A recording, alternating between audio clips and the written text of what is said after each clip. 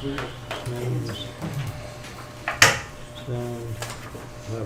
go. Yes, you got it underneath.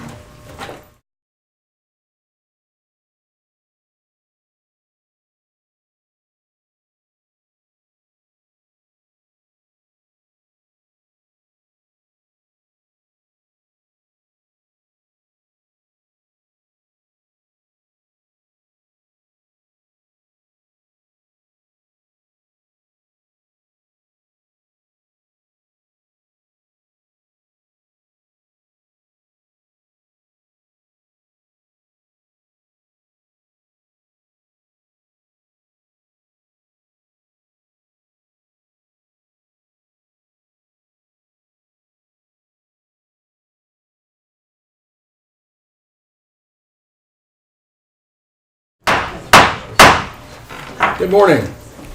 It is Monday, April the 26th, 2021. It's 9 o'clock and the Commissioners Court is in session. If you would, please stand for prayer. Good and gracious God, we come to you and give thanks today. We give thanks for being able to reassemble and group here as a court at the bench. We give you thanks for being able to return normal seating, or almost normal seating, to our courtroom. We give you thanks for getting through this COVID pandemic, at least to date. We give you thanks for surviving the snowstorm and the ice storm. And we give you thanks for the opportunity to work together as a court and work on our budget, which our budget season starts today. This is a season of renewal in the spring when we plant seeds, and we have good news to report with the budget, and we're grateful for that. It's time for us to rededicate ourselves. We pray for strength and wisdom and understanding and compassion that we may serve the common good. And we pray all this in Jesus' name. Amen. Amen. Join me in the pledge. I pledge allegiance to the flag of the United States of America and to the republic for which it stands, one nation under God, indivisible, with liberty and justice for all. Please be seated. Okay, I want to remind everyone to please turn your cell phones to vibrate so as not to interrupt the proceedings today.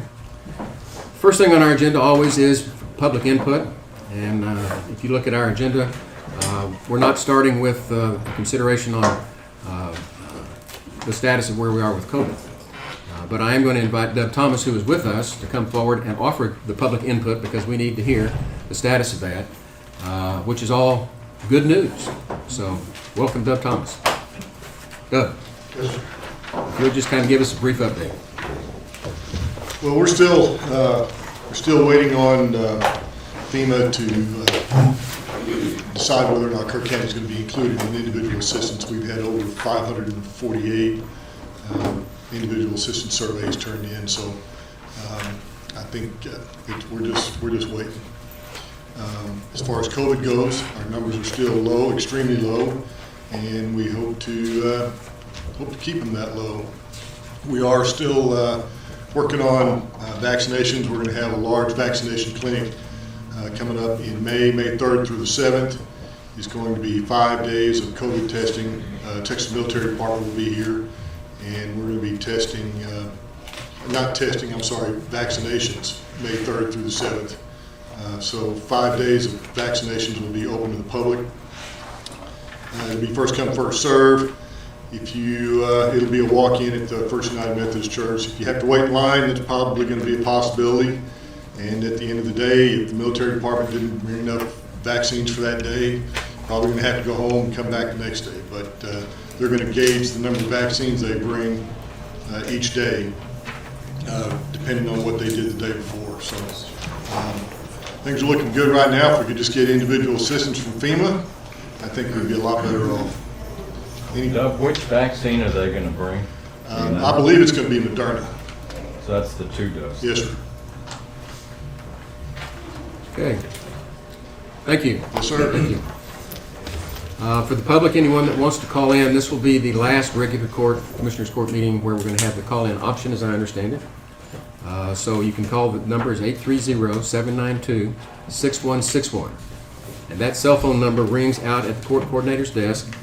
She will pass note to me. We will call you here on the speakerphone so that you can participate in the meeting. So if there's anyone that would like to offer input on something not on the agenda, this is your opportunity to call in. If it's on the agenda, we ask that you wait until that agenda item is called. So with that, let's go for commissioners' comments. Commissioner Blue, you look good. Thank you.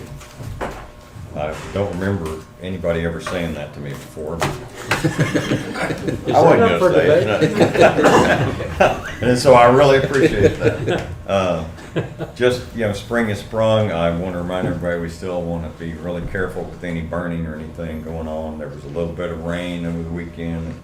And folks ran out and burned, and just please be careful. We have not a lot to report going on in Precinct 1.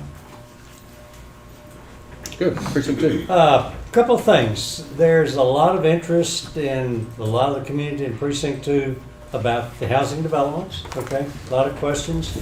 So I think what we're going to do, I propose, and we'll see if everybody will support it, the developers that is, have a town hall meeting for the two developers of Centerpoint Village and Verde Creek Ranch, if that's still the name, to come together with the community and address their questions and let them explain what they're planning to do with those developments. But anyway, just a communication session. Can I ask a question about that? Sure. Can we include the expansion of the trailer park in Comfort? Because that's also. Absolutely, yeah. I mean, it's sure. Precinct 3, but I mean, Yeah. Well, they're all new developments over there on the east side of the county. We ought to have an update of what they're doing. Yeah, that'd be good. No, that's an excellent suggestion. Okay, good. Sorry to interrupt, but No, that's okay. Now, all as far as it's been my experience, that lots of rumors start and all that kind of stuff. The best way to do is put it on the table, let everybody know what it is, ask their questions, and hopefully it'll help.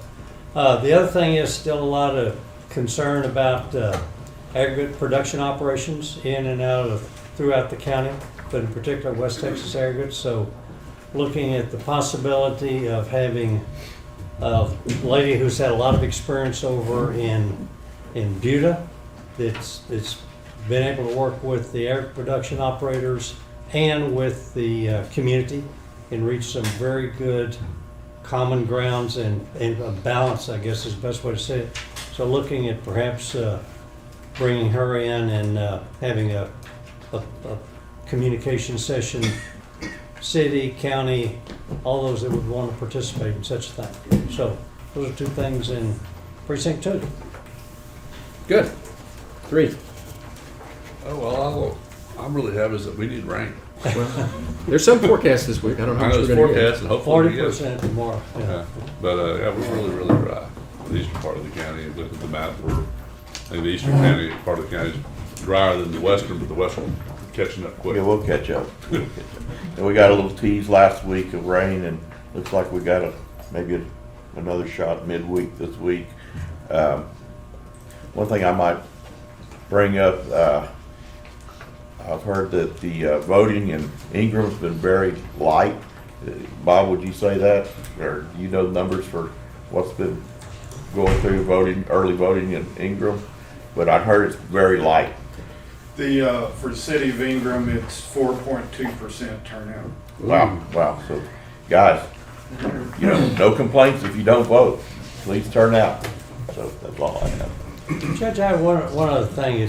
It's not just Precinct 2, but that brought up the rain. Yeah, we need it. I've noticed probably a combination of lack of rain and that hard freeze, which you mentioned in the prayer. I've noticed a lot of live oaks that have no leaves on them. I think we've lost a lot of live oaks in this county. Some combination. Jonathan knows more about it than I do, but I mean, I walked the area yesterday. It looked devastating in some things. Large. I mean, it's not just oak willows. I mean, it's just bang overnight. There's a lot of trees that are really hit pretty hard by it. Right. Yeah. I was telling somebody in the audience earlier, the good news, it looks like it knocked out the Weesatch everywhere, which is a good thing. Yeah. I mean, it's killed them everywhere I've seen them. So, Well, that is a good thing. But I did hear that the peach trees in Gillespie County fared pretty well through this freeze. There- Came just early enough to save the crop. Okay. Countywide, as county judge, today is the day that I roll out my budget. And I I've already given a copy to the commissioners. And just want to hit a couple of highlights in the comment part because it's not on the agenda. And so this is my opportunity to share what we've tried to do with the budget. First thing, let me roll out the numbers because everybody wants to know those numbers. We've got revenues, projected revenues, tax revenues, and all our other sources of revenue of approximately $38.4 million. And I have prepared a budget for not quite $6 million, which is a deficit of $166,000, which is, for historically, that would be probably the lowest deficit budget we've had in maybe the last decade. We have fared very well through the COVID season, through this past year. There's a lot of money that we budgeted that we were unable to spend, which is a good thing because we still have the money. This is a no new tax rate budget. Taxes will not go up. We've got about $300,000 worth of new revenue from new construction. So high points are no new revenue tax rate, $300,000 from new construction. The only reason that this is a deficit budget, it would have been a surplus budget, but for the fact that we're funding the capital improvements for the Sheriff's Department on the proposed leasing program that we'll hear later. That's almost $200,000 that's in this coming year's budget to be able to provide for that program. I've also put in $130,000 for road and bridge, and $490,000 for the airport. All their requested capital improvements are included in this budget. For the department heads and elected officials, we have taken a good long look at past budgets for the past several years to see how much money is really being spent and how much money is being returned at the end of the year. I'll give credit to Commissioner Ballou for creating a phrase that I've come very fond of, and that is budget culture. And for those of you that don't understand budget culture, basically what that is every department budgets for every possible contingency that could happen in the universe in the budget. And so every year, come September, our fiscal year ends September 30, we start having returns of funds that were budgeted that come back to us. And today, I can't project for you how much that money is going to come back next September, but we know it comes. And I sat out in those chairs for 2 years. I've been in this chair for 3 years, and we've watched this, and you told me it was a budget culture, and you were right. And we're trying to adjust for that. And so what I've done with some of the departments is we've gone and cut their budgets strategically, surgically, to what we think is actually enough for them to run their department because it's based on what they've been returning every year. So we've taken that into consideration. We're trying to tighten our budget culture to get it a little bit more accurate. I've also, because they do plan for every contingency, and I'm trying to not have to plan every year in the budget for every possible contingency, I am increasing our contingency fee fund to $250,000 so that we've got more money in the contingency fund for when some of those contingencies occur and not have a dedicated budget line item. So that we've got the ability to respond, but at the same time, and it's in the budget.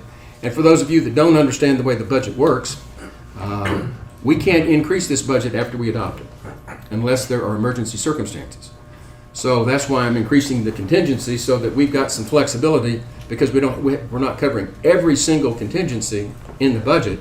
We've got a bigger contingency fund to be able to address it if it comes up.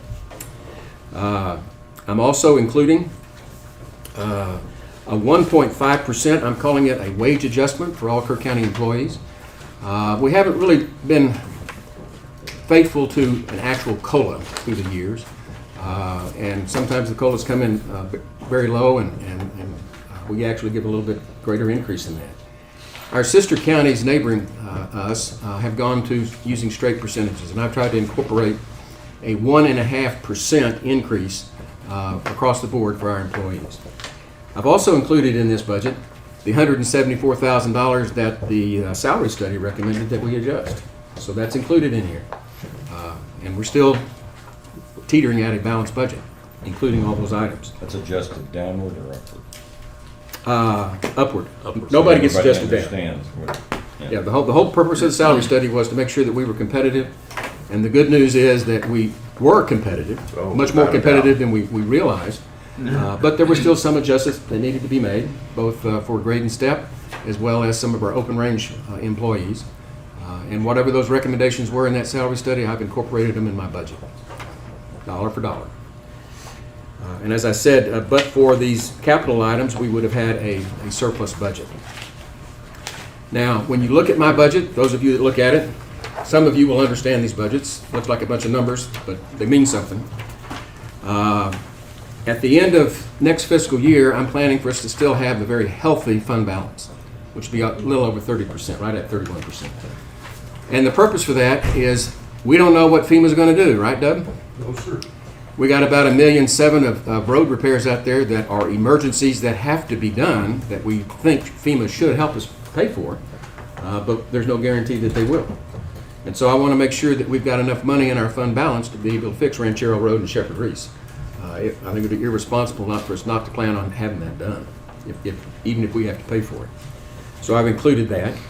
I'm happy to report that our income and fund balance is healthy, because this past year we received a little over $1.5 million from the federal government. You don't hear me say good things about the federal government often, but we got about $1.5 million under the CARES Act, and we anticipate more money from the federal government through the ARP, the American Rescue Plan.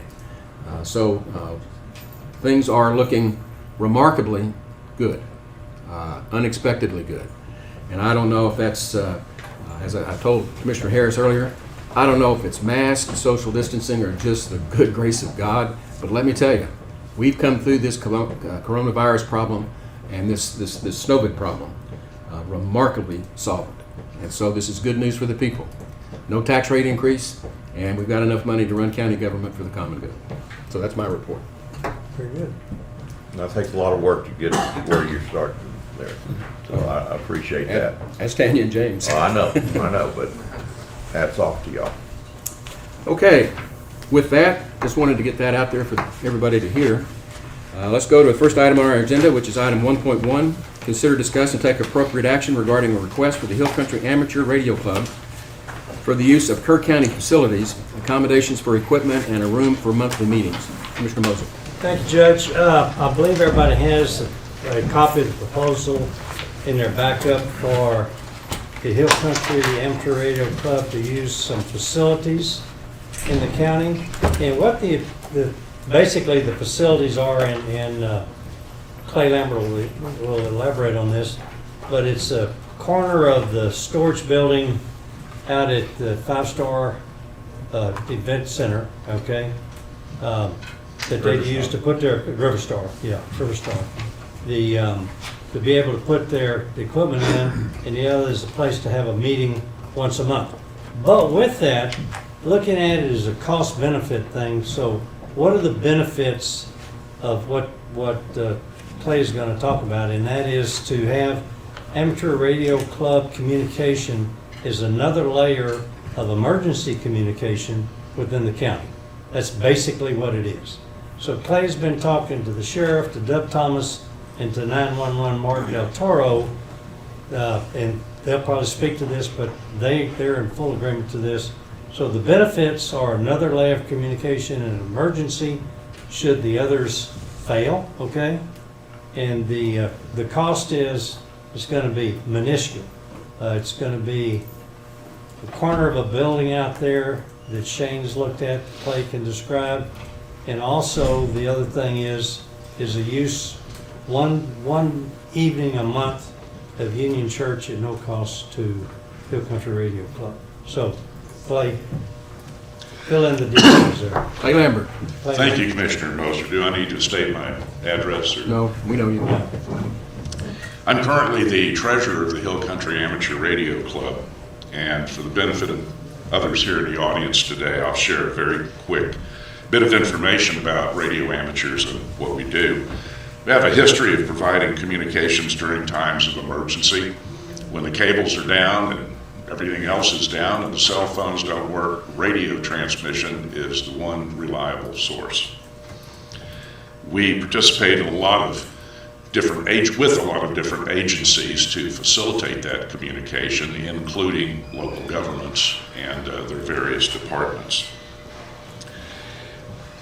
Many amateurs participate through the Amateur Radio Emergency Service, ARES, known as ARES, and that is where many of us amateurs will log our equipment and our capabilities and make that available to the local Aries communication controller, who then makes that available to other agencies in the case of emergencies. As a matter of fact, in 2017, there was an MOU signed between the local Aries operators in our club and the Red Cross.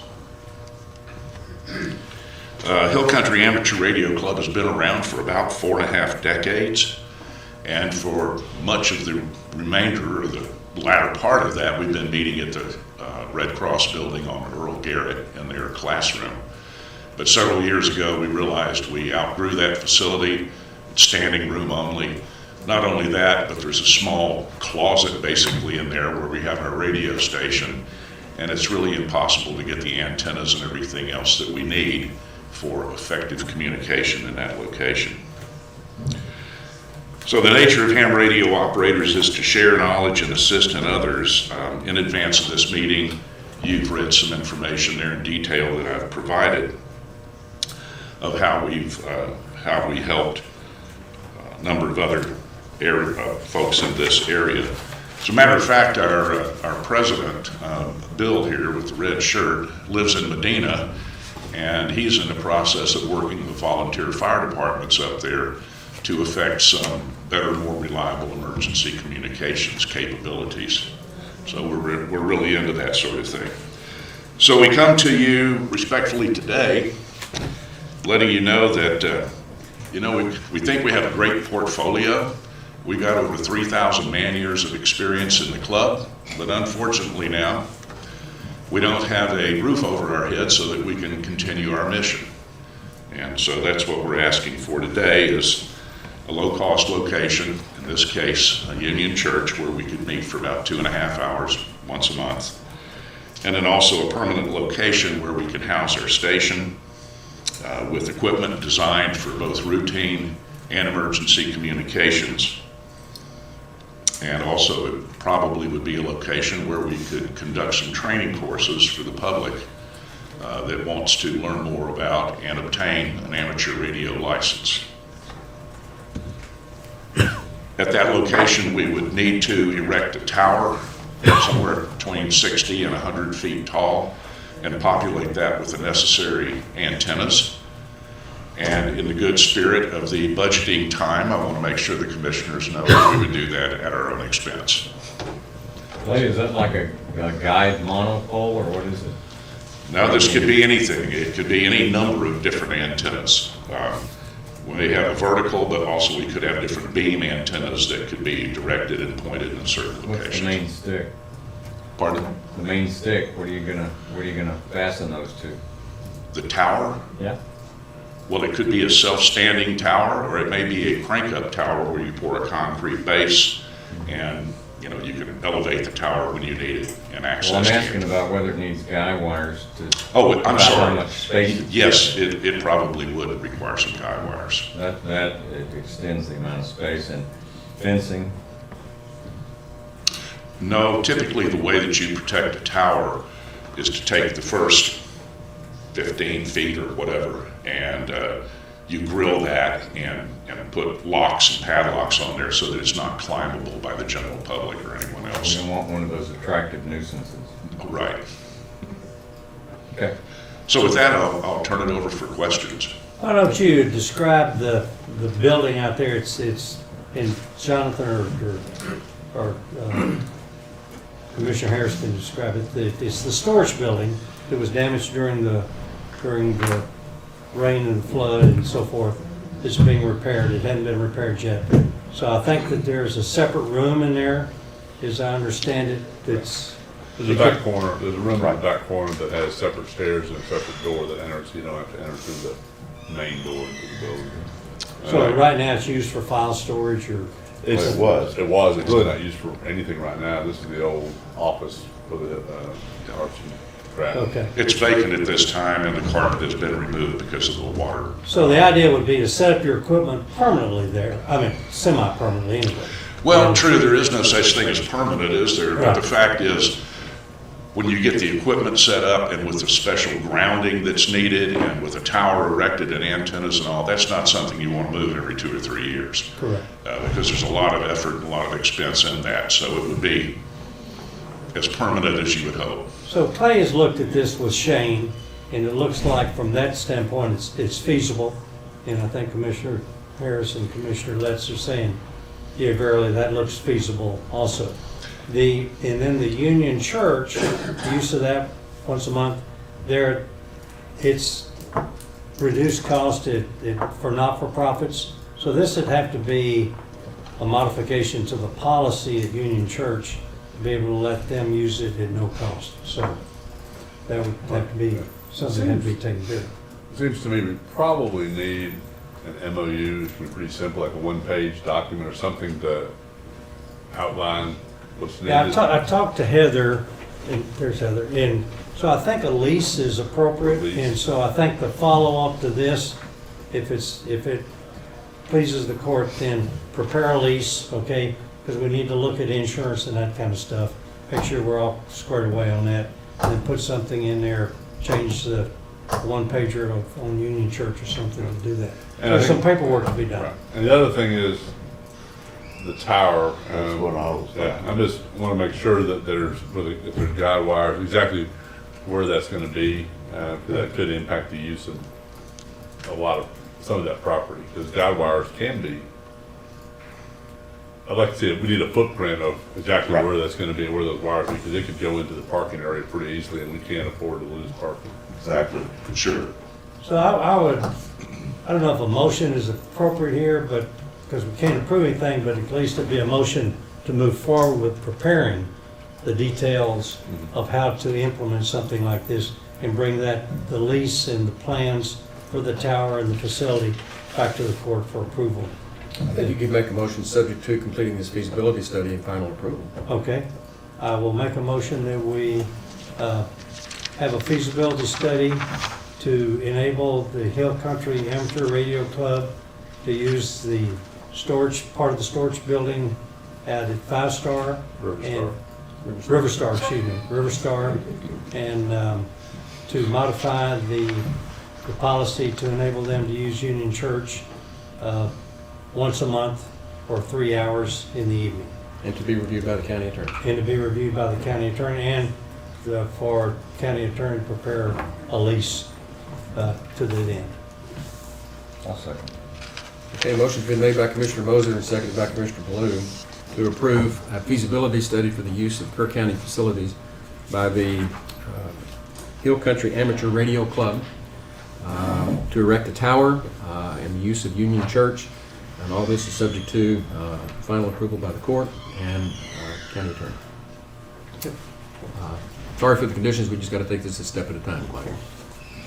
Any other discussion? Yeah, Shane, have you been out there with them? Where exactly you talking about putting that tower? I'd like to at least go out there with you and look it over. With the tower, I don't know, but the office space that they're Yeah. going to use is on the west side of the building. That's not a problem, but the tower part, I really want to look at. Well, you're going to have to know the height of that tower. Exactly, you know, and where the, That would potentially be at the rear of the building. Right. There's quite a large triangle space back So there. that's one of the things to put the definition on. yeah, Come back to that, the court. that's what, Right. it hinges on that with me. Yes, sir. There are several different options if we're talking towers, and we can bring those options to the court. Good. Okay. Good deal. We're just trying to work out a Sure. collaborative relationship to get this thing done for you. Absolutely. Yeah. It's worth mentioning too that some of the other nonprofits might question this, but this is because this can help us during emergency situations. That should be stressed, I think. Oh, communication is one of our big deals during It's the a weak storm. spot here. It was terribly weak. If there's anything we learned from the storm, it's that we need to be in communication. I think Dub and the sheriff probably have something And to say. just to kind of clarify about the communications part, we have a communications annex. It's part of our basic plan and 24 annexes. And Hill Country Amateur Radio Club is listed in that annex as a resource for us. Not only, I think it has RACES, which is, Areas, yeah. we have RACES listed in there, but they have an Aries group here. It's It's still emergency communication capability, so It's part of the emergency management plan. it's part of the emergency management plan, that's correct. Right. We want to find a way to make this work. Sure. Okay. Let's see, Sheriff. Just real quick, yeah, like you said, Tom, I think that this would be a good added feature to have. I don't think we can have enough communications. Also, since I was in that every day, I think it'd be a real good tool to use. We've talked to Mr. Lambert about possibly putting them in our volunteer fire departments. We can look at that in the future, as we want those to be our hubs in case we do lose communications. So I think it's a really good idea. Good, thanks, Sheriff. Okay, any other discussion? Those in favor, raise your hand. Unanimous, 5-0. Hadn't seen 5 hands in one spot like that in a year. Thanks, guys. Thank you. Thank you. Scan the room. Item 1.2, consider, discuss, and take appropriate action to approve the buy-board lease agreement with Quadient, formerly known as NeoPost, and authorize the county judge to sign the documents. Bob Reeves. Good morning, Commissioners, Judge. The county tax office currently has a postage machine from Quadient. The machine is used by my office as well as the county clerk's office, and on occasion, Road and Bridge, Engineering, and the Veteran Service Offices uses this. The rental of the equipment is divided evenly by thirds between the Elections Department, Tax Office, and County Clerk's Office. Our current lease will expire in June of this year. The new lease term will be for 5 years. The monthly lease payment is $265.19, which is $4.66 less than the current lease. Quadient is an approved vendor with Buy-Board. Buy-Board provides government-approved contracts, which have been pre-approved by competitive bidding process. The county attorney has reviewed and approved the lease agreement, and the county clerk concurs with the renewal of this lease since her office uses it. I respectfully request the court to approve the lease and authorize the county judge to sign same. Okay. Second. Motion's been made by Commissioner Blue and seconded by Commissioner Letts to approve the lease agreement with Quadient. Any other discussion? Thank you for saving us $4. I tried. I know you do. Is that in the budget? If anybody can save us $1, Bob Reeves will do it. Okay, those in favor, raise your hand. Unanimous, 5-0. Thank you, gentlemen. Thank you. Item 1.3, consider, discuss, and take appropriate action to approve operational changes at the Kerr County Animal Services. Reagan Gibbons. Good morning, everybody. Good morning. So I think in your backup, I had included a little bit of explanation here as to what I'm requesting. We were talking about in our advisory board meetings for a while some fee schedule changes, which there should be a copy of the fee schedule in there. The only thing that I've changed and added is some surrender fees. We have so many people surrendering animals. There's really no accountability as far as these people coming in and just dumping these animals off with us. We found out through the pandemic that appointments worked well. There was actually a lot of animals that didn't end up in our facility because of that. Having people make appointments, they had to go with other options sometimes. But at the same time, I don't like to turn animals away whenever people are in legitimate problems, whenever we are here to help. So the implementation of surrender fees, we have people that are willing to wait. They don't need an immediate surrender. And if they want to do that, we were talking about if they want to make an appointment, having the same fee as it is to adopt an animal. That way, it's not just a regular free dump off. It holds these people to some sort of, it takes money to surrender an animal. It makes it less desirable and less easy. We didn't really have a problem with this through the pandemic. We had a couple instances where animals were dumped because an appointment was set and it took some time for them to get in. But I don't think that's a real problem at this time. So basically this is kind of a trial. I want to see how this goes, see what we can accomplish with it. But Appointments, if you set an appointment, it's going to cost you $50. We get a lot of people that come in that need to do this right then and there. If you're an immediate walk-in, then per animal is $100 because we don't know the situation. But if you are that desperate to get rid of that animal right at that time, then it's going to cost a little extra. Reagan, do you think there would be people that will look at that at $100 and just abandon the animal and walk away from it, and then you're going to have to go out and capture it and that's been a concern. No cost? That's been a concern. Yes. Yeah. Like I say, we haven't had much issue with that. I thought it was going to be a huge problem, especially with the appointments that we set when we locked the front door through the pandemic. But we really didn't have an issue that we're aware of. We did, like I said, we did have a couple instances where we'd have people get upset, leave, threaten to dump an animal. We actually did find the animal later. That happened a couple of times. Right. Overall, the committee's been pushing this for at least 6 months. They feel that there are advisory board. They feel that there are other options, and by the fact that we just take animals with not making them either spend some money or take some time, that people will find the other options most time. And the majority of the time, they'll either find another option or pay the money. Very rare will they dump the animal, and that the benefits to making the public use the other options outweighs the few people that decide to dump So the advisory board really recommends. Yes, they've been pushing this for. I'd say longer than 6 months. Longer than 6 months, at least 6 months. Okay, all right. So there's different fees here, which you can see. Basically, immediate walk-in per animal is $100. If you've got a litter, the first animal with an appointment is $50, and then every animal after that is $25.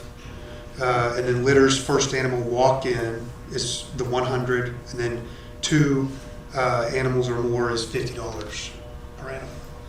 Reagan, I like the way you've incentivized responsibility. Mm-hmm. If people can get an appointment and be responsible with their surrenders, it looks like it's a win-win for everybody. And for those that are not, and we understand there are some that will be irresponsible, but we have to try to provide for those for the benefit of the public anyway. Yes, sir. And another thing I've done too, just so the court's aware, I've been doing this for several years now, but anybody who surrenders an animal over there, if you don't have a really desperate good reason, then you go on a do not adopt list. We won't ever adopt an animal to you again. There's been a lot of people put on those lists. So, Reagan, on your fee schedule, you have one category called dangerous dog fees. Yes. What's the definition of a dangerous dog? I don't have it right in front of me, but it's going to be. Is it illegal? It's a state law. Oh, it's a state law. Yes. That's enough of that. Okay, good. Thank you. Usually it's a dog that's bitten somebody. Yeah. Okay. In short. There's different requirements for it. Reagan, I have a question Yes, sir. about the average duration of an animal that is at the facility and the costs that are incurred. About how long do we have each one? About how much do we spend on the average dog, say, or cat? What are our costs to keep them until the Pets Alive group comes and gets them? Yes. Or until they get adopted, which is, one has to come before the other. Yes, sir. Well, since we were allowed to have an adoption coordinator, that has all gone down substantially. Right. She works diligently daily to get these animals out. Honestly, if we have an animal that's been surrendered, that animal a lot of times is going out within a day or two. The ones, of course, that are strays that have a 72-hour hold, we have to keep those. I haven't figured up any costs as far as what man hours and things like that. We don't really spend a whole lot of money on the animal while it's there, other than the man hours for cleaning, because a lot of times our food is donated. We don't buy a whole lot of food, and water. Volunteers get the animals out a lot for get them some exercise and things like that. So it's not a whole lot, but it just really depends on how long they're there, obviously. But I can say we've been getting them out of there at a substantially higher rate since the adoption coordinator was able to be hired. Well, I asked that because the surrender fee sounds high. I don't think we incur that kind of expense to house an animal. I just think that I'm not against the idea. I think it's a good idea. Right. But I think if it's not priced right, if the price point is not good, we run the risk of people dumping animals for. I agree. So I would like for us to look at that a little longer and see if we can come up with something that. Would you like me to go back on before we implement any kind of fees? Would you like me to, do you recommend discussion more in our advisory board meeting?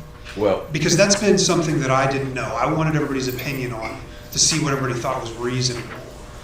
And it's hard to know what exactly is most reasonable. but obviously your advisory board has looked at all these numbers and everything, and this is basically coming from them and Yes. you, I would think. Yeah. And I trust. That's beforehand. I can tell you that I thought they were a little bit high. Because just given the situation, a lot of the folks we're dealing with aren't going to have some of this money. So, but there's also, try it, see how that goes. You gotta start and then- someplace. And then if we need to go down, we can. Then you could always tweak it. Well, the thought is this: if I have a dog that's tearing things up, digging out of the yard and all that, I'd be willing to pay $100 to get rid of it, maybe. But if my mama passed away and I'm stuck with her 12-year-old dog, maybe not. You know? But an appointment, if you. It's most $100 situations- to take that thing down there. No, it's $50. Well, to that's make an appointment. immediate. Okay. If you make So an if I just appointment. drive down there and they say make an appointment, I'll save myself $50. Right. Okay. I like that part of it. Yeah, that's good. Yeah. I But just, if- I but still if- think it's kind of high. That's my opinion. I mean, we can lower, I think, the concept definitely is a good concept, but Yes. we need to lower the fee a little bit. I think try it like it is, we can always tweak it later. Yeah, I'm with Commissioner Harris. I think we ought to go ahead and implement it and just request that Reagan go back to the advisory board and have them review Watch these it. numbers and report back to us after they've sharpened their pencil and considered everything, what their recommendations are to us. We can always Just want to revise see these. people, as a guy who lives out in the sticks and sees animals just show up, it happens. I don't know. Oh, yeah. I don't want to see that either, and that's why for a long time I was against this. But we really did learn through the pandemic that some of the things that I thought were going to happen didn't. And so I figured this was worth a shot, and just to see what we can do. And I want to listen to the recommendations from the public when they're working on these boards, to come back and give us some input. To me, it's important for us to give some credence to their opinions about this. The other, Ray, why don't you go over the other item, the hour change? Yes, sir.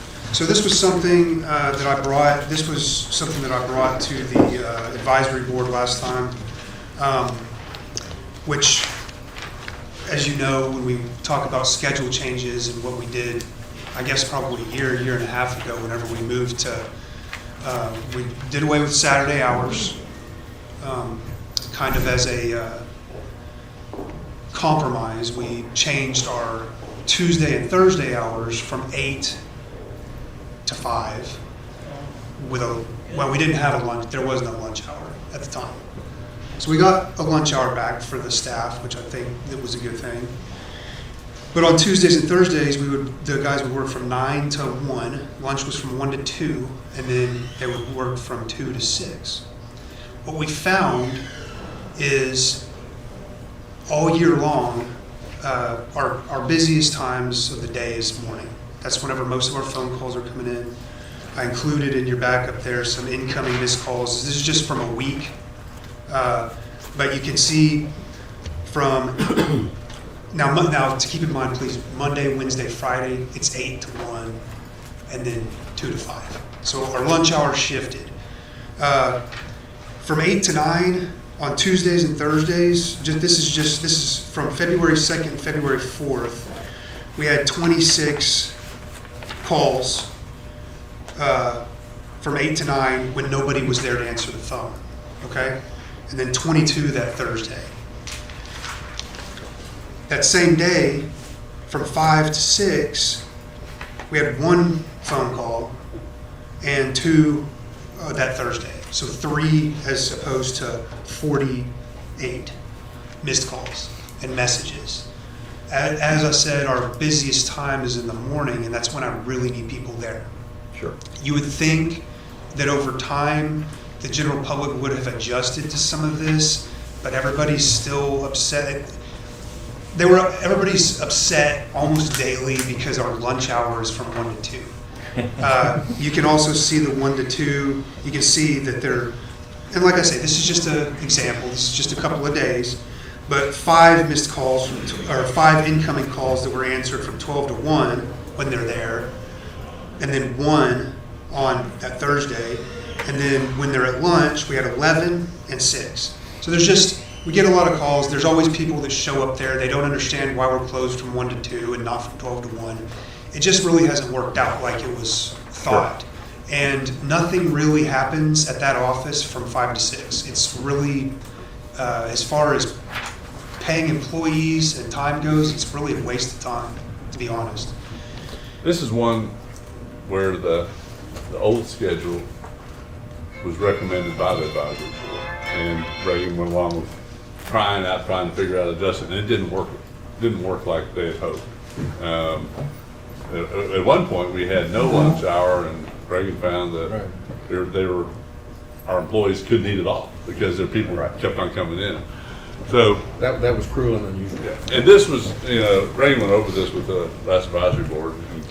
Once I explained that, everybody agreed that was. They agreed that it didn't work. We made a change. We made some adjustments. It didn't improve things. It made it a little bit worse. So let's go back to more standard schedule. I don't know that the hour change is something that we really need to approve before. The fee schedule is something that I think we do because all other fees we do.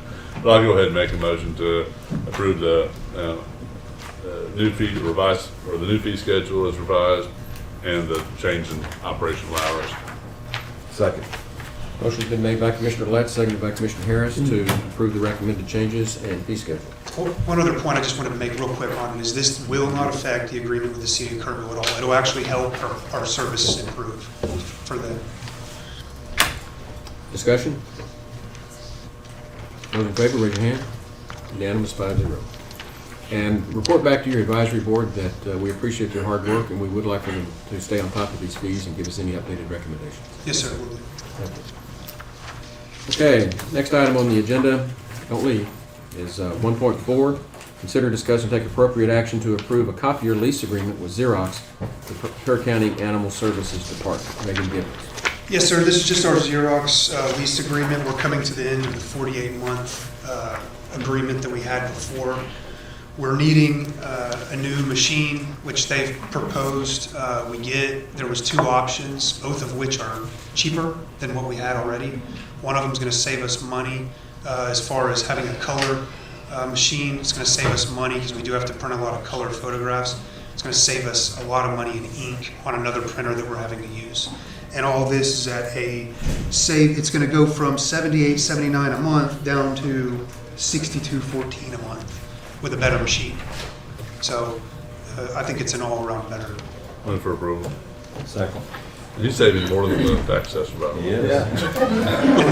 Go down there and tell Bob you saved us more money. Well, that's what I was thinking when you said that. But We'll have a competition. That's what we need. and there is something for you to sign, Judge. That. Yeah, I've got it. Okay. This is not the appropriate time to do this, but I can hook on to what you just said. During the budget process, perhaps we ought to look again at having a countywide policy on, or agreement on, copiers and printers. Seems to me like we probably have 50 or 60 in the county, and I bet there's money to be saved. Oh, there is. By doing that. Not here, okay? Yeah. Go forward with that, but, We had an opportunity to look at that a couple of years ago. yeah. Well, it seems like every time somebody comes in with something new like this, we're saving money. Man, we must have started way up here. We keep whittling But it if you down. can lump them all together, you may save a lot more. You bet. Okay, all right. Okay, you seconded that, didn't you? Yes, sir. Okay, motion is made by Commissioner Lett, seconded by Commissioner Ballou to approve the lease copier agreement, the copier lease agreement for animal control, animal services. Any discussion? Those in favor, raise your hand. Unanimous 5-0. Very good. 1.5, consider, discuss, and take appropriate action to accept the bank depository contract and have the county judge sign same. Tracy Solder. Yes, ma'am. I believe you have the contract with our depository. I would like to request that the court authorize the county judge to sign the contract based on or pending some changes that I'm requesting the bank to make to some of our account documents that for opening new accounts. Which I'm sure they will be happy to do. And this is, speaking of happy, this is with Happy Bank. Yes, Happy sir. statement. Good. Having a little fun. We got to break it up a little bit. I move for approval. Second. Motion's been made by Commissioner Harris, seconded by Commissioner Moser to approve the bank depository agreement with Happy State Bank. With some, And subject to her revisions. Recommendation. there's a second right already. Is that a question? Yeah. So, Is there an attachment that goes over all of the details? And this seems very general to me, and there was a lot of, when they bid it, there was no charge, all that stuff. Is that an exhibit to it so that they're bound to stay by that? There's an exhibit in the RFP that they sent to us, and I believe the contract, I don't have it in front of me, says no fees in it. Right. It just seems to me that all of that, that the contract should include the details, and that they could be included in revisions if you're going to make. So Yes, I was can it a request that. boilerplate example, or was it a contract? That's a contract. Okay. This is the contract. It's a contract, but the contract doesn't refer to some of the details. Yeah. So is that what's going to be changed? No, but I can. I did request, there were a couple of changes that they did make on my request to the contract. The changes I'm requesting now refer to like signature cards when you're opening an account. All I'm asking is that the submittal that they put in The be rate. attached. Why don't we just attach a copy of their schedule? Right, to the fee schedule. Right. That way, if there's any question, we go back to the schedule. Right.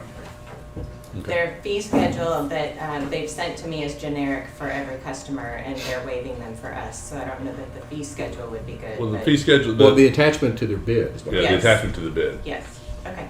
Yeah. Sounds good. Okay, so I forgot who made the motion. Me. And I second. second. The motion's been made by Commissioner Harris, seconded by Commissioner Moser to approve the depository agreement. Any further discussions? Those in favor, raise your hand. Unanimous, 5-0. Item 1.6, consider, discuss, and take the appropriate action to approve position schedule for the 198th District Attorney's Office. Ms. Doss. Good morning. Just bringing the revised salaries and the position schedule before you for approval for the 198th DA.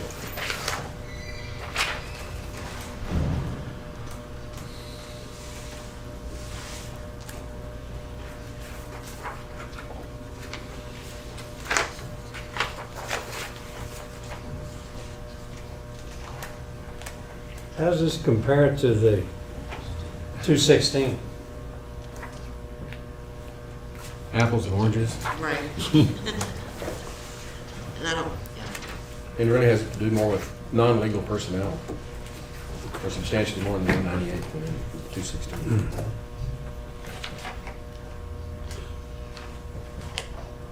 What are the changes exactly, Jennifer? Or what are the differences from what? we Well, currently- from the prior fiscal year, he hired 2 new legal assistants, and so started those out at the step 1. So those salaries were decreased, and he basically spread those to the assistant DAs and the investigator, and there was a net change of $0. And some of those changes were made before this attorney took office. Right, correct. They were made under Right. Scott. Boy, in fact, I remember the day. But this piece of it just hadn't happened yet. And should. So this is just to get what's currently being done in paper. I'm right. I move for approval. Second. Motion's been made by Commissioner Letts, seconded by Commissioner Harris to approve the position schedule as presented for the 190 District Attorney's Office. Any discussion? Just a question. But there will be another one, hopefully down the road, that will have ranges and things of that for, and there's another step that we've been talking about to get a more equity. Correct. Hopefully that will happen during the budget process. Okay. And you're not just talking about details, you're talking about comparison. Okay. So for clarification, this is on the agenda. Help me, Jennifer, understand why. Because some of these positions are at a different rate than were originally approved in prior year's budget position schedule. There were some changes, so we're just getting Okay. these new Yeah, revised salaries okay. approved. All right. This is all part of a cleaning up process with our district attorney's offices, prosecutors, Okay. and Okay. Okay. I the understand. public defender's office, which we'll have later on the agenda. This is catch-up cleanup. Well, and one of the lessons learned in all of this is that we need to make sure that the positions, the job descriptions have been approved for each one of these offices, Okay. because the duties are different among the different prosecutors, and that the salary position has been approved by the court. It's a two-step process. We have to approve the job description, and we have to approve the actual salary position. And so what this is to memorialize or codify where we are today as we speak in that office. Now, with the salary study, when we get into the budget process, we've got some step and grade recommendations, but then we also have these open ranges. And with these attorneys, especially where we're talking about maybe we create 3, 4, 5 different grades of attorney, and they'll be within a range, maybe $10,000 or $15,000 range in it. And so that's what we're working toward, and that I expect to see in our budget workshops here in just a couple of months. Gotcha. I'm looking at my auditor. We're right? Good. Okay, so we've got a motion and a second to approve it as presented. Any other discussion? Those in favor, raise your hand. Unanimous, 5-0. Thank you, Ms. Doss. Sure. She's one more, right? Yes, right. 1.7, consider, discuss, and take appropriate action to approve a leave time extension for road and bridge employees due to the seal coat season. Ms. Doss. Yes, employees are required to bring their vacation balance down to 160 hours at the end of every September. However, this is during their busy seal coat time, and in an effort to alleviate the burden to the other employees, we're just asking for the road and bridge group that their cutoff be December 31st to get their vacation balance down to 160. Move for approval. Second. Motion's been made by Commissioner Moser, seconded by Commissioner Letts, to approve the extension of the leave time for road and bridge during the seal coat season. I'm surprised we haven't done that before, but it's a good change. And this is a one-time, and the reason is there is a budget impact and it costs us more to do this, but this is more just for the record so other departments don't come and start asking for the same thing.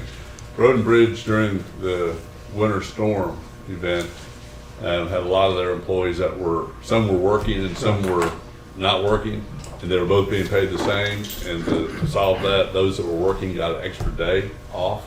So they all of a sudden received to have a lot more vacation or off time than normal, and to allow Kelly to complete her SILCO program.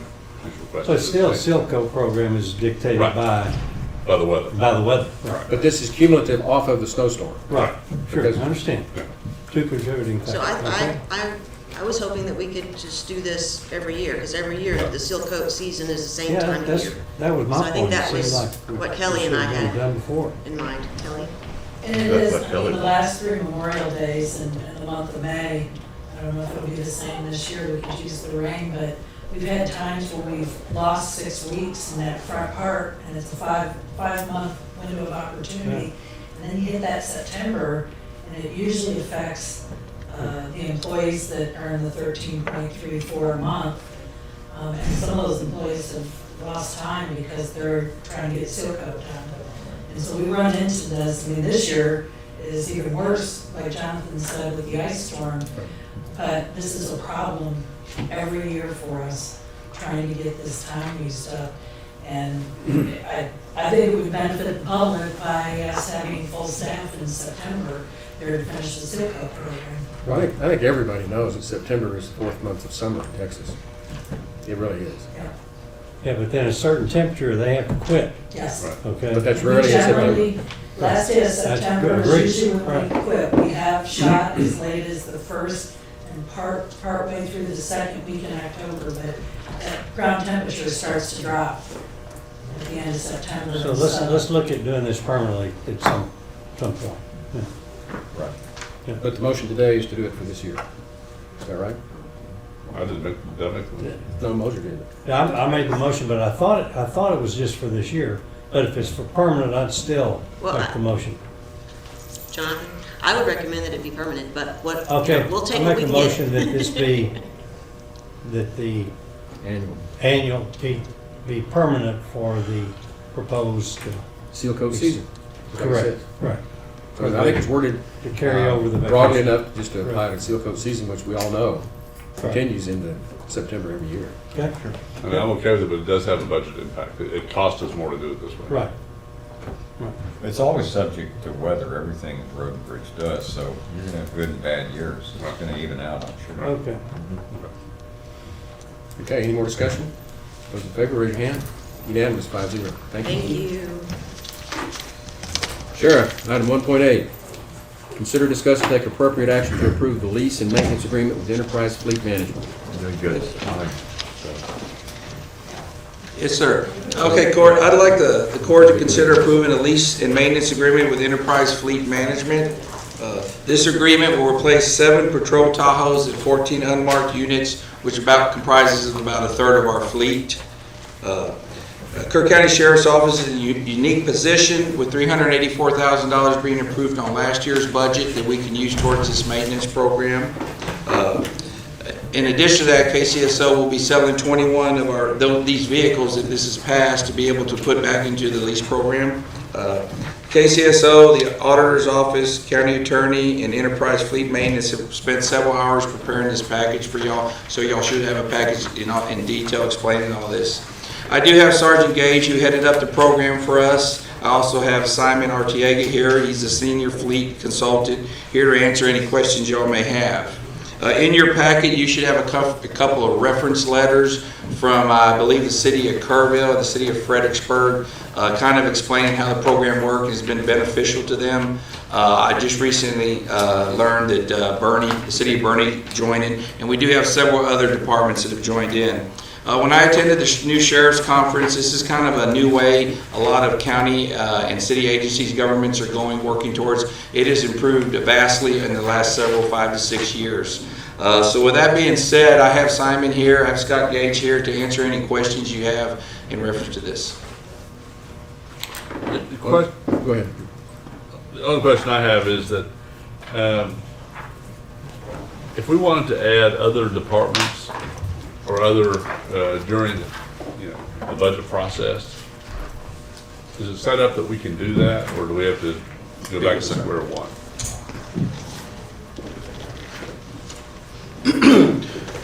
Short answer, yes, you can do that. Please introduce yourself. Oh, I'm sorry, excuse me.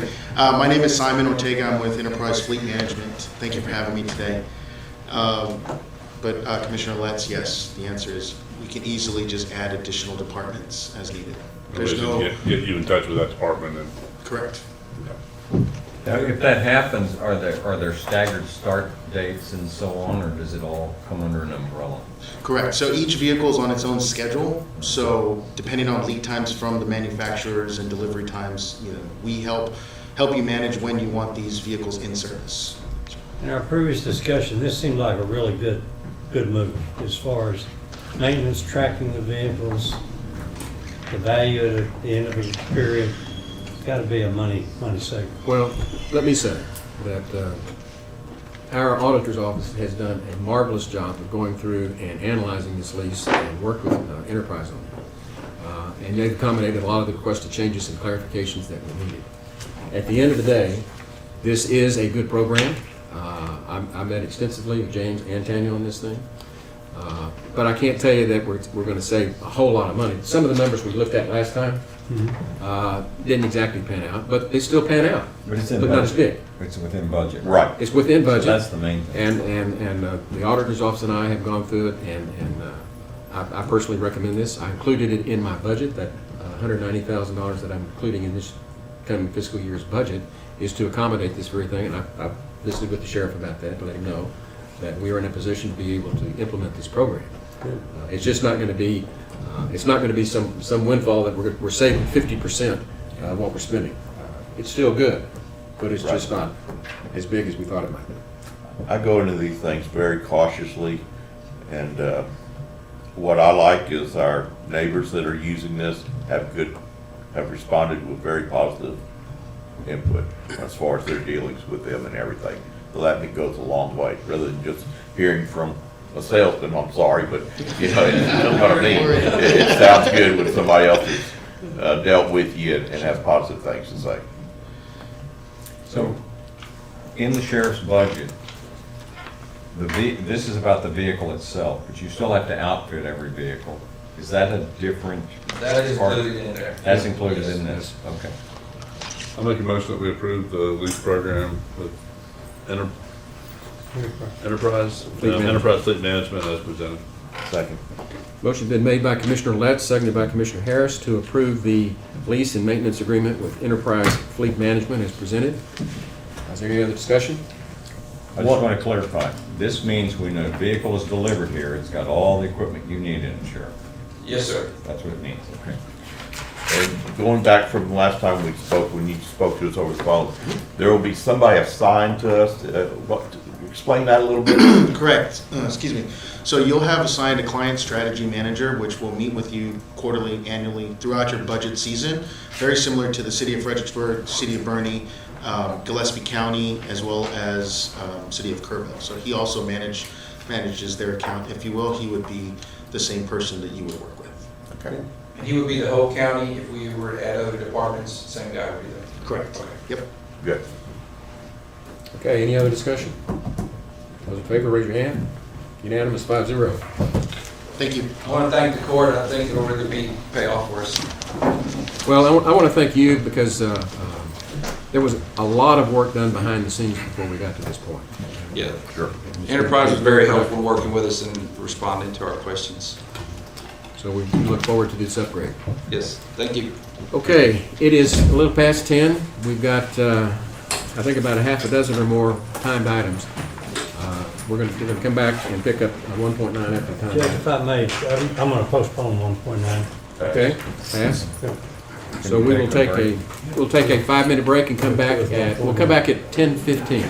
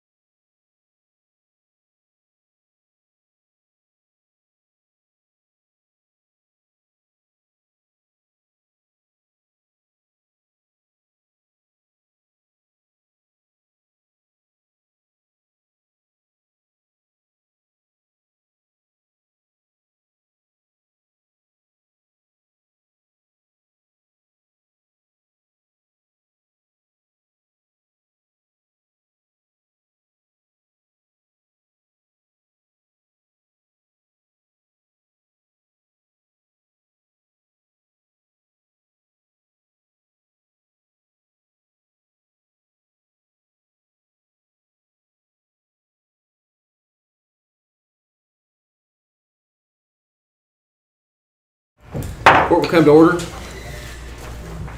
First timed item, I see Charlie's already in place. 1.10, public hearing for a revision of plat for Mosty Pecan Grove subdivision lot 1. I convene the public meeting will come to order. Is there anyone who would like to address the court on this issue? Mosty Pecan Grove? Judge, there's no one in the hallway for this item.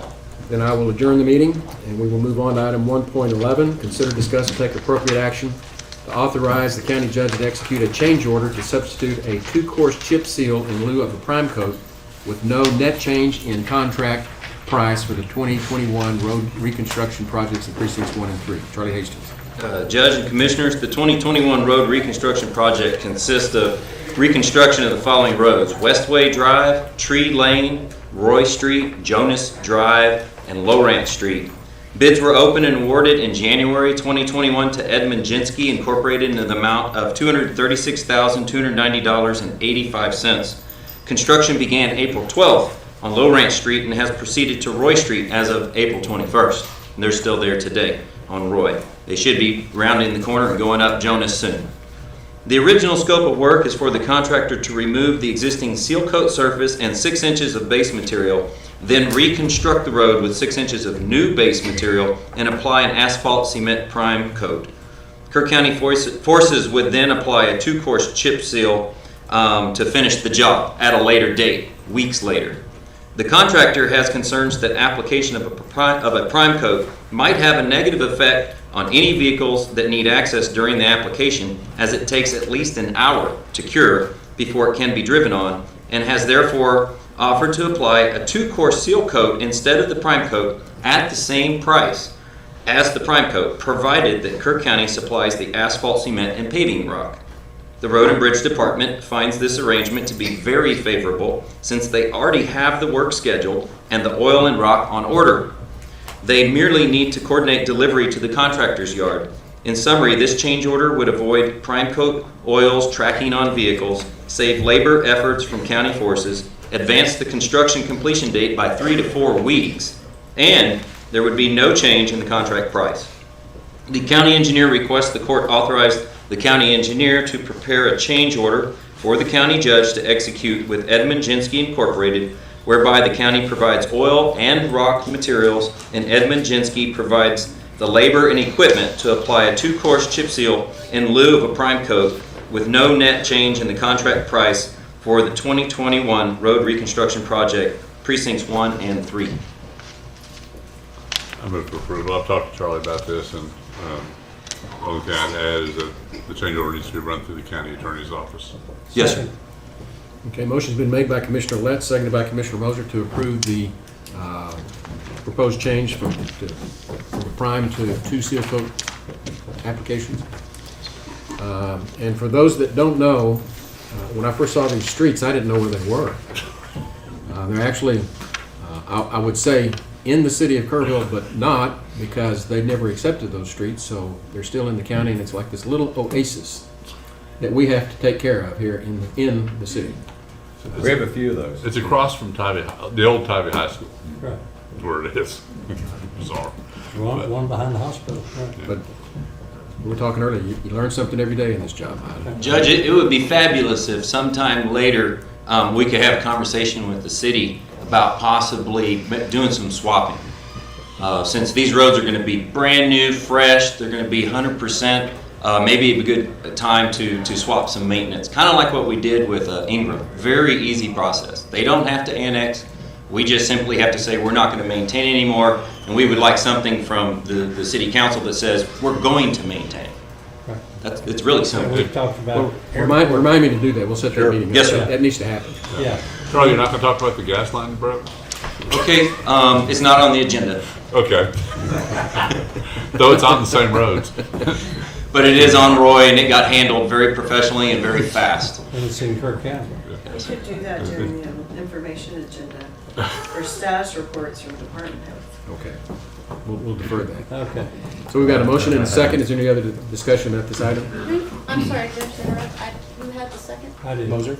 And so is this a proposed change order, or you're executing a change order? It's a change order that the county engineer and the county attorney will prepare for the judge to sign. So will it be brought back for? No, No. it will not be brought back to the All court. right, thank you.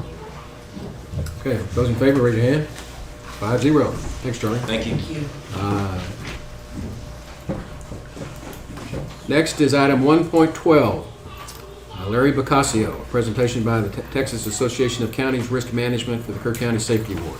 Come forward, Larry. Good to see you. This is 0.3. How is everybody? Good. Good to have you back. I'll tell you, it's good to be back. I was telling Jennifer, I said, this is my third road trip since March 13th of last year. So. Oh, heck. Well, you weren't here at the beginning, but this is the first time all 5 of us have been at this bench in over a year. Is it really? Yeah. I love it. I was at West Texas Judges and Commissioners last week in Odessa. And of course, I walked in with my mask on, and I looked around and I went, nobody's wearing a mask. Guess where this thing's going? So I took it off. You know, I was thinking, and of course I've got the press release here and all that good stuff, but I'm going to ad lib. So I deal with 62 counties. Victor and I and David Whitus, law enforcement, and Sharon, who's our new HR person. Out of my 62 counties, I don't have a county other than you guys that are as consistent with employee safety and earning safety awards, period. So here's another one. This is, I lost count, to be honest with you. I really don't know. And folks, these things don't come cheap. You have to have a loss ratio on the workers' comp side of less than 0.65. So that's less than 65%. Historically, y'all's has been at least that, if not less. And I just want to congratulate you and say thank you, because that's money that the taxpayers save not spending on workers' comp insurance to keep somebody unsafe. So it's big money, yeah. So we've kind of snazzied them up a little bit, and that's the new one. Good. Well, Larry, Yep. thank you very much. You're Appreciate welcome. all you do. Do you want to do a photo op? Sure. Sure. Sure. Judge, I need to talk to address this real quick, if you don't mind. Come on, Charlie. No, you can't. You can't So- talk this about.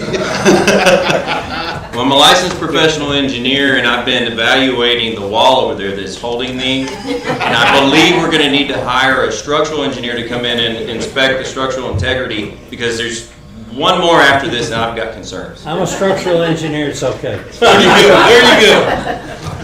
Well, we really need to give credit to our. End at that right there. We need to give credit to our department heads. Absolutely. And elected officials.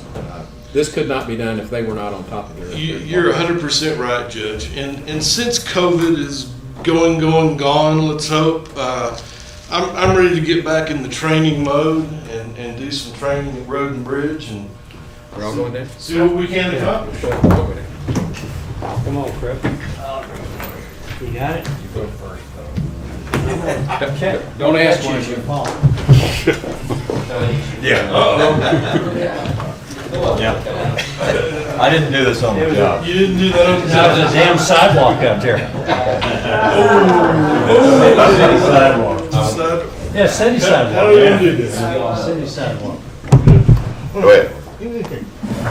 I'll get on the You side. gotta be in the middle. There we go. Okay. How's that? I'll share that with You're welcome. It's always good to see you. You too, Judge. Thanks, Larry. Absolutely, 100%. You're welcome. Don't come cheap, I was afraid of Larry, for the record, is there a particular department that shines? And this is not just because you're here. It's not my department, that's why I asked. Hate that kind of bullshit. When I get a call from one of those other 62 counties about how to do something, guess who I forward it to? Kelly. Yeah. And I guarantee you, if she doesn't know the answer, she'll ask me and we'll get the answer. But that's what I do. And y'all's road and bridge department is excellent. So keep it up. You're welcome. Larry, enjoy your beautiful ride home. I'm actually going to go do some work. Good. I don't want to go back to Austin yet. You want that match? Oh, no, I'll throw it away. Okay, I think we're right on time. You're welcome. Next item on the agenda is 1.13. Consider, discuss, and take appropriate action to appoint Judge Kelly as the liaison to the Hill Country Regional Public Defender's Office. We've got 3 topics on here. We'll go through them in quick order.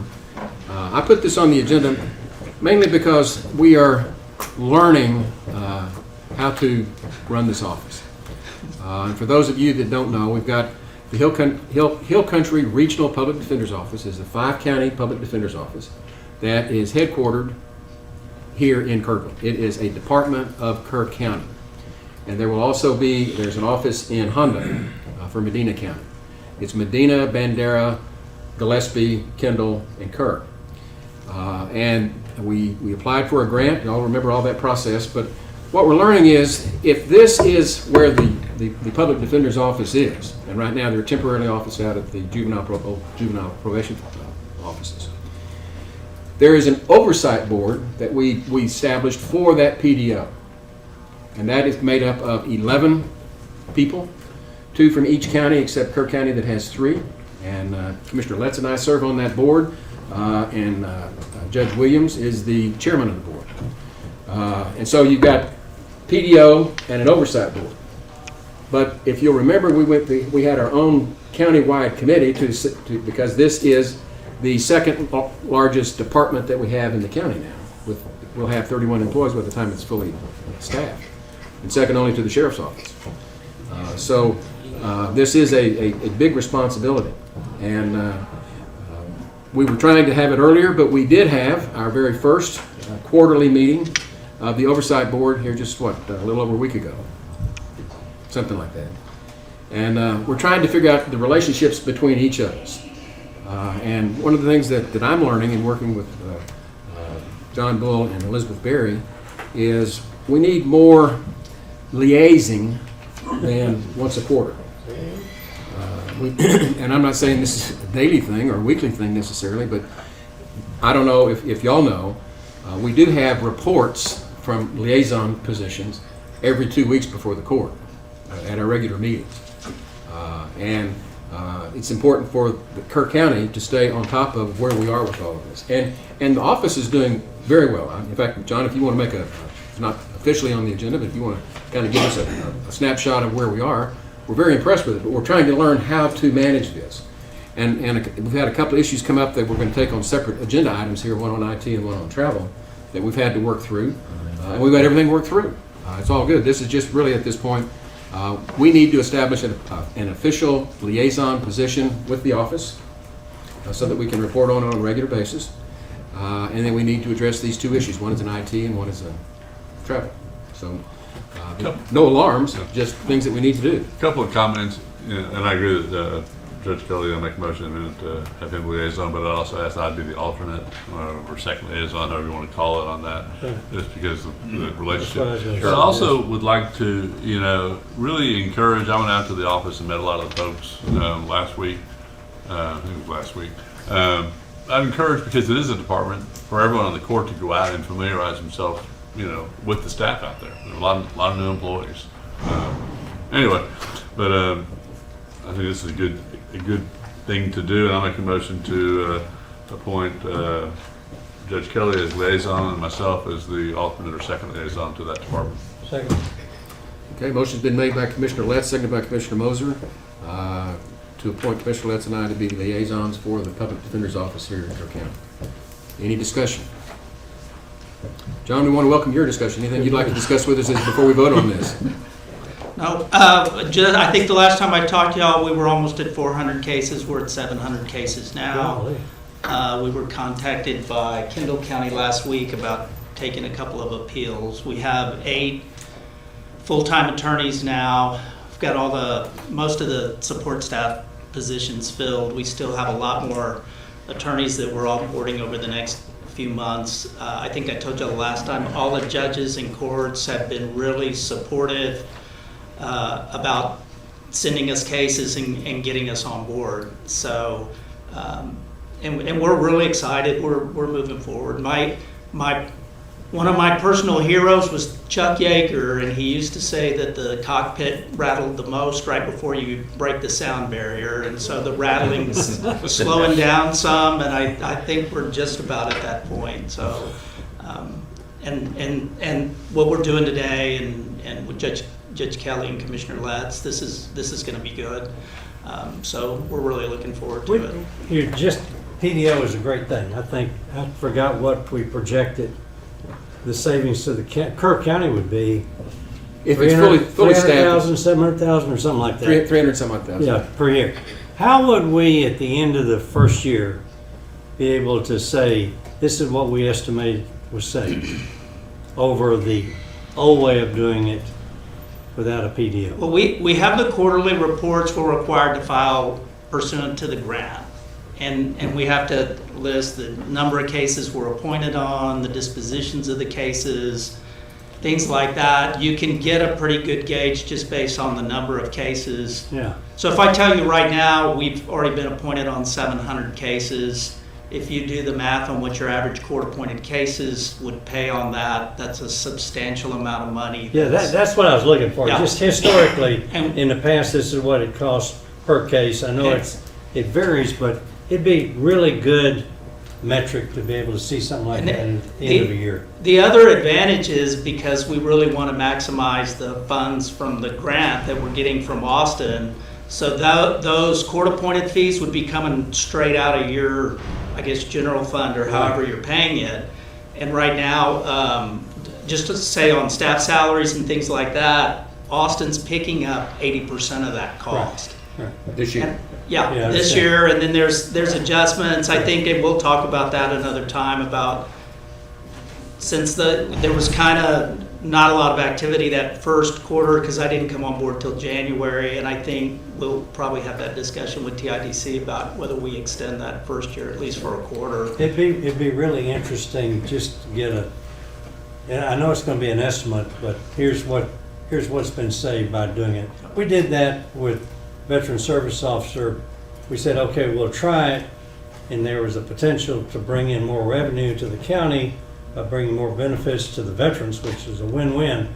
And so we try to track that metric of how much has been additional revenue has been brought in the county, and therefore more money to the taxpayers as a result of that. So I think this PDO is going to be a big savings. So some feel for what that'd be would be very interesting. Okay. And then they keep excellent numbers and work closely with the auditor.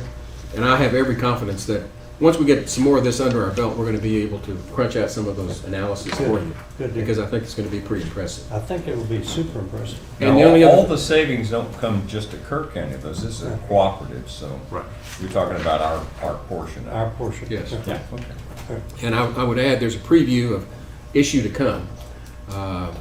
This thing has exploded and has grown a lot faster than what we really anticipated, and we now are running out of space over at the juvenile detention facility, such that we're looking for temporary office space. We're still on target, it looks like, for a closing on June 30 on 550 Earl Garrett. We're eager and anxious to get them up there housed in the building, but we may need to get some temporary office space just to be able to put bodies, because this is really expanded. So we need to have got a motion and a second. You got a motion and a second. Those in favor, raise your hand. 5-0. The next issue on there is 1.14. That is to consider, discuss, and take appropriate action to establish a travel policy for the Hill Country Regional Public Defender's Office. This came up through the auditor's office, and I think Ms. Berry actually, I think she wrote the policy, I'm not sure, but it was an email attached to your email. And we tweaked it a little bit to be consistent with what we're doing in the other departments and offices. And just so that, to remind everybody, our tradition has been not to pay mileage for in-county transportation. So But this is moving, when you're moving from Kirk County to Bandera County, you get reimbursed. When you're moving from Kendall County to Hondo, to Medina County, you get reimbursed for that. You just don't get anything in the county where you're. So from the county line to where you're going, is that what you're saying? No, it's from courthouse to courthouse, but. Point A to point B. But we're not gonna try to do county lines. I mean, my gosh. it'd be- Well, if you go by, you're not gonna pay within the county, but you're gonna pay Unless outside your the county. destination is outside the county. Correct. Okay. Which is what we do right now. That's understandable. Same as for all of the departments off. It should be. School I mean, districts are that way. So is this is consistent with travel policy for reimbursement for the rest of the county? Yes. We sort of don't have an actual policy for the county, which we'll be coming back at another time. We have a unwritten policy that we've been following, but we're working and we'll be bringing back a actual policy for everybody else. But the PDO needs it. Okay. This is an opportune way for us to get it started. Okay. And they wrote an excellent policy. And the other thing that I would point out is no one gets compensated from their home to the office. Right. Okay. Just like you would expect. Sure. And Heather, we just follow the state So it's rate consistent with our guidelines unwritten on mileage. policy. Our tradition is like All right. Right. That works. Good. I move we approve the travel policy, no, the travel policy as presented. Second. Motion been made by Commissioner Letts, seconded by Commissioner Harris to approve the travel policy for the PDO as presented. Any other discussion? Those in favor, raise your hand. Unanimous, 5-0. The last item that we have related to the PDO is item 1.15, and that's to consider, discuss, and take appropriate action regarding information technology issues related to the Hill Country Regional Public Defender's Office. Well, like when you start up anything new, you learn things. And I think everybody here is familiar with the way the IT system is set up at the county, which is server-based. We don't know what we're going to end up doing with the entire properties over on Earl Garrett, but we found that the case management program, the best case management program that was available for the Public Defender's Office is cloud-based, not server-based, which has presented some unique problems. And I guess at various points in time in the last couple of months that we have discussed and maybe even cussed these issues, trying to get it all teased out. But the bottom line is that we've come up with the recommendation to treat the IT needs for the Public Defender's Office at 550 Earl Garrett the same as we do juvenile probation. Juvenile probation, you may or may not know, is not on our server. They have a computer over there, I think actually two, that are compatible and connected to our server, and they use that for all the official things, such as encode, timesheets, budget, purchase orders, these types of things that have to be done on the county system. They have purchased already computers that they're running through the cloud right now. Most of them are using your own personal phones and computers at this point. It's been kind of a rough start to get it up. But what we've worked out between the IT department and the PDO department is just to do the same thing we're doing over with juvenile probation. And they can have their own domain name. They can run their programs, their case management programs on the computers through the cloud-based storage. But anything that has to come back, the essential functions back here at the county, will come through a couple of computers that they'll have over there in their offices. And I've worked out, I think we've got agreement for everybody on this, so I think this is a win-win for us. Is juvenile probation, is that what you said, uses the system you just described? Is it cloud-based? Yes. Okay. And in fact, they don't use their own domain name over there. They actually use yahoo.com okay. For their emails. Now they do have, they still email us officially on the CoCur Text US on the computers that they have that are in our server system, which would be the same thing for the PDO. And so Bruce and IT department think this is the way to go? Yep. Yep. And I will say, Bruce, can I ask him a question? Yeah. You'll come in. What I'd like to know is, and we went through this before with KCAD, and it was about security at the courthouse. Do you have any concerns about that at all? Negative. Okay. That's all I need to know, that we have a firewall and we're protected. One of the big reason for this is that they're dealing with 4 of the counties. And their attorneys have to be able to access this data from those 4 counties when they're at court. Right. And this is the way that enables them to do it and keeps our security Right. where it needs to be. That's good. So, And I want to compliment John and Elizabeth as well as Bruce. We've all worked together to get this thing worked out. And when we had the Oversight Board Committee meeting a week or so ago, we actually put together a subcommittee that we don't even have to utilize because we worked it out here locally to begin with. So this was just, these are just growing pains. Good. And everybody's playing nice. It's all good. Judge,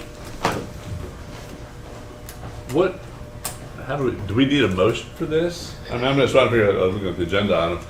We know what they're doing, I'm not sure how we would word what we want them to do, and I don't recall that we ever had a motion for juvenile probation I don't think we did. for them to do it either, so do we need one? I think they've got the authority to do it. Well, the policy is that everything goes through IT. And what we're doing here is making an exception to that because of the circumstances. So do we need Well, a... it's still going through IT in a certain way, it's just IT's not doing their unique equipment. I don't think we and have a written that, policy either, and I mean, similarly, other departments could choose to have their own IT to do it themselves. So the question I have is that we have 5 counties involved in this. We have, is our IT department going to maintain it? And if so, do the other counties pay for that? Yeah, Their portion just of like it. the rent, the air conditioning and everything else. Yeah, they pay for it. It's simple explanation. I think John's ready to give it, but the simple version of this is IT will be responsible for those computers that are on the server system. And yes, and troubleshooting. But for the system that they're using that is cloud-based, that is a PDO responsibility to be paid for and shared by all 5 counties. Right, John? So not by our IT. I get it, but now but there are always problems.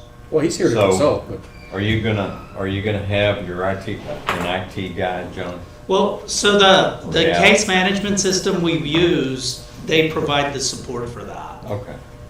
For So they would example. send somebody? Yes, That's we how- call a 1-800 contract. line, or however you would do it. And then, just like when we purchased the computers, so we maximizing the use of the grant.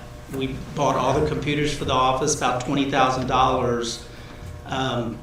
TIDC is paying 80% of that cost. So, and then same thing, the case management system was $14,700, and they're paying 80% of that as well. So, And to most of clarify, because what John's saying is absolutely correct, but here's the way it works. Kirk County pays for it. Okay, the purchase orders come to the county, and they're processed through the auditor's office. And then we apply to TIDC, because this is a reimbursement. We get reimbursed, and they reimburse us for the 80%, and then we bill out the others. And the way we set our interlocal agreements up is we have it amortized by month of what we expected those costs to be. So actually, and we've actually billed and been paid. I don't have all the counties paid. I know several have. Several have. But what John said is exactly what's happening. We just have multiple steps to get there, and that's part of the. We have to work these little steps out as we go. Well, I'm just thinking about the practical part of it, because what John mentions is that they have support. Right. Yes. The support contract comes with what you purchase with your software and the rest of it.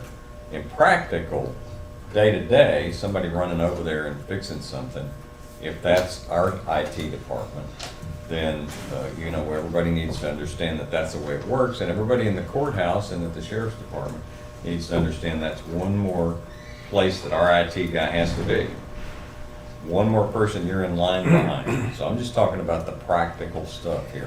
And just so that we're very focused on that detail of the practicalities. It's only on the 2 computers that are hooked up to this server, and anything on the other part, the rest of the system goes through the PDO. And we've had good cooperation from all 5 counties.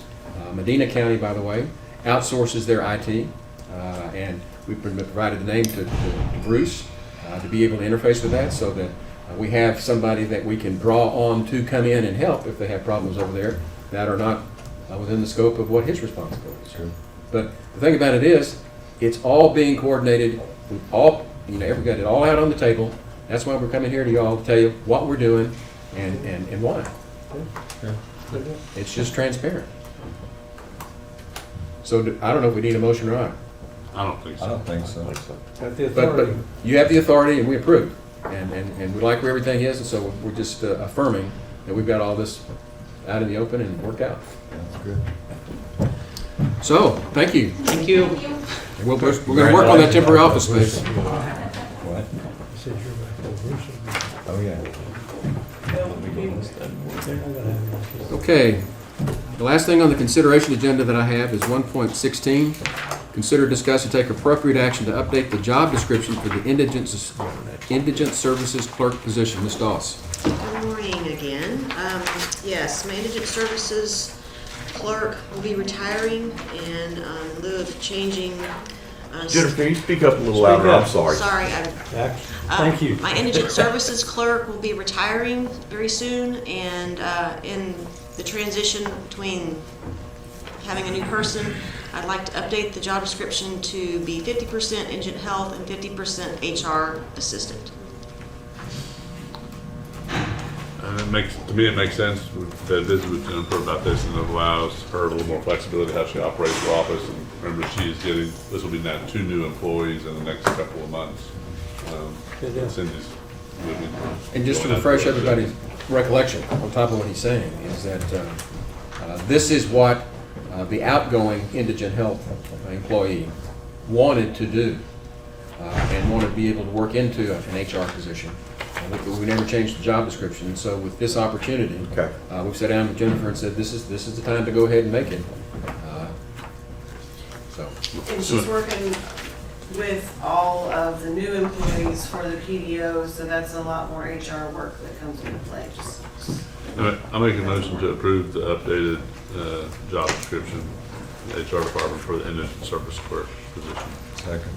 Motion's been made by Commissioner Letts, seconded by Commissioner Ballou, to approve the job description change for the indigent services clerk in the HR department.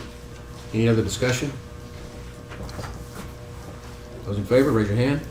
Unanimous, 5-0. Thank you. Thank you. Okay, approval agenda. Pay the bills.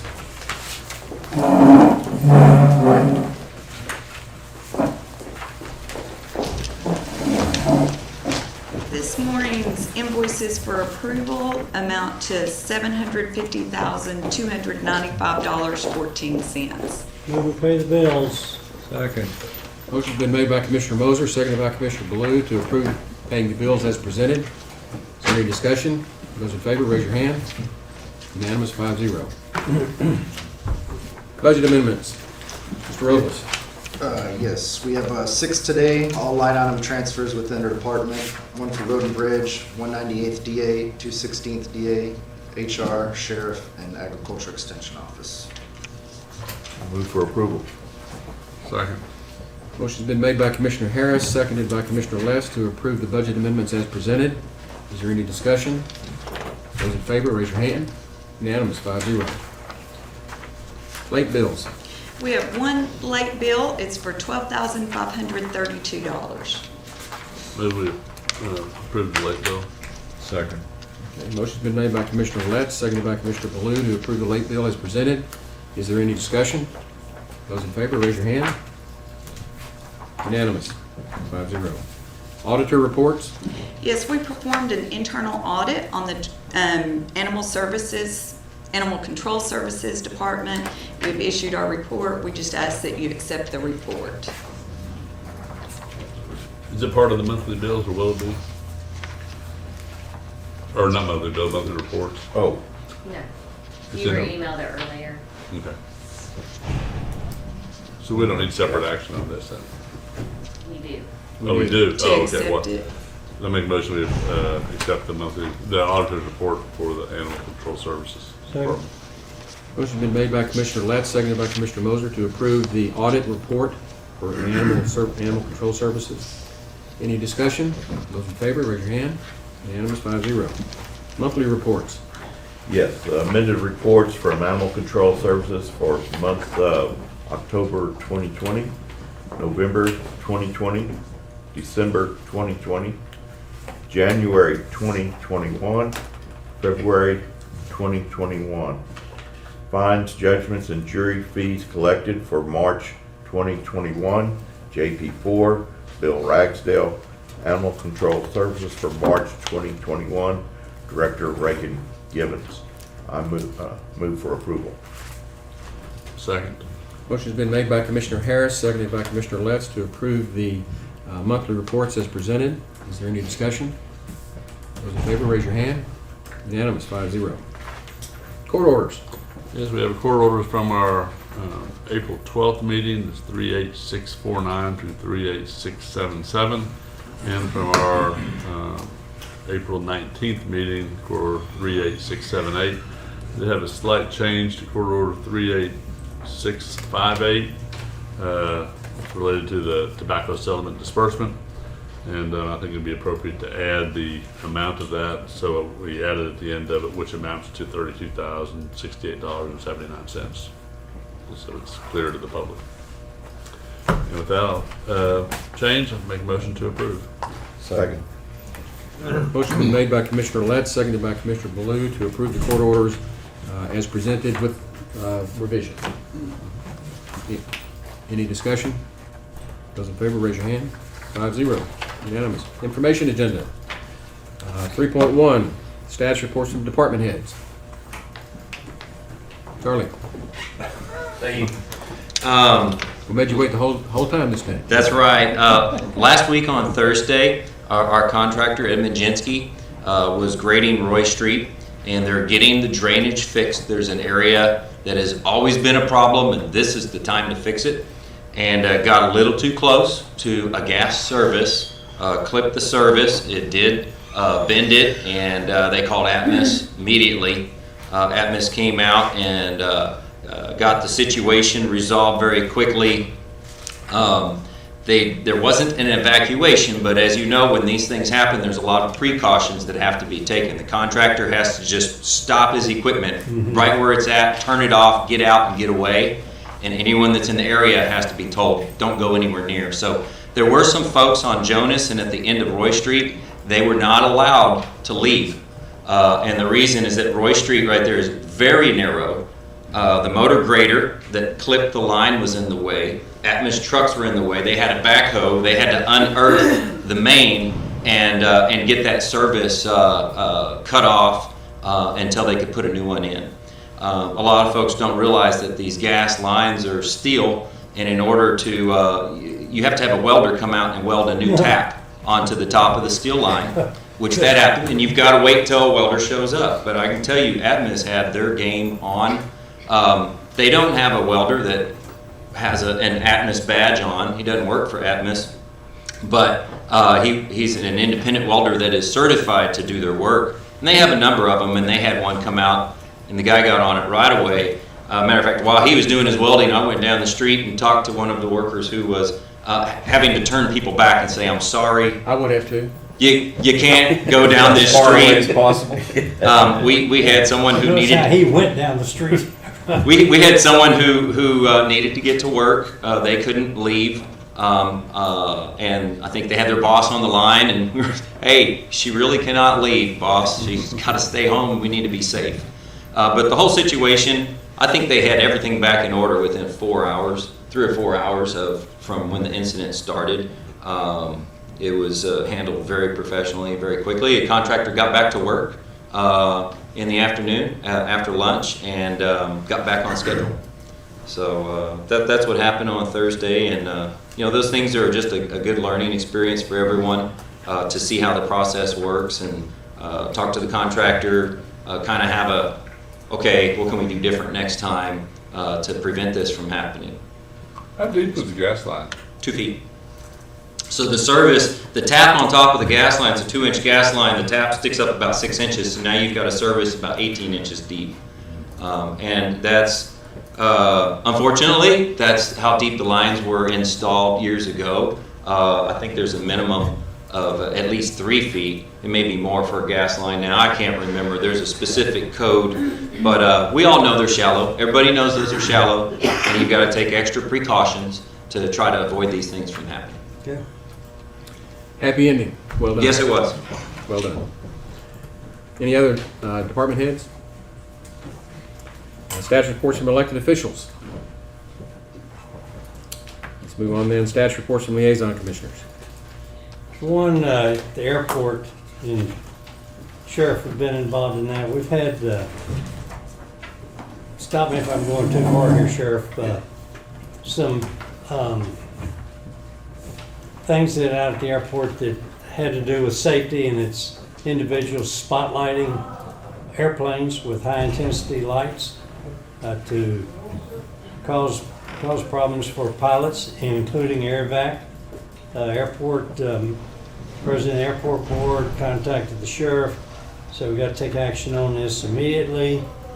With that, sheriff took action, and Sheriff, why don't you tell us what happened there? But it could have been a really dangerous situation was correct. Stop.